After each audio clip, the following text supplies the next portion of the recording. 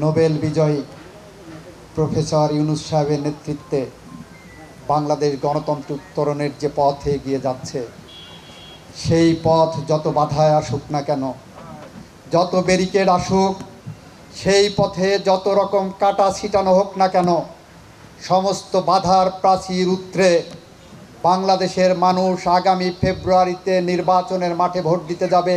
এটাই বাংলাদেশের মানুষের সামাজিক চুক্তি, এর কোনো ব্যত্যয় হবে না। এই নির্বাচনকে ভণ্ডুল করতে, বাংলাদেশের গণতন্ত্র উত্তরণের পথে বাধা হয়ে দাঁড়াতে এসে যদি কোনো খুনি গোষ্ঠী সামনে দাঁড়ায়, আমাদের বাংলাদেশের জনগণ তার সমুচিত জবাব দেবে আইনসঙ্গতভাবেই। সেই হাসিনা সরকারকে পালিয়ে যেতে বাধ্য করেছে, আর বাধ্য করার কারণেই এটাও একটি সাংবিধানিক পন্থায় জনগণ তার ক্ষমতা নিজের হাতে নিয়েছিল।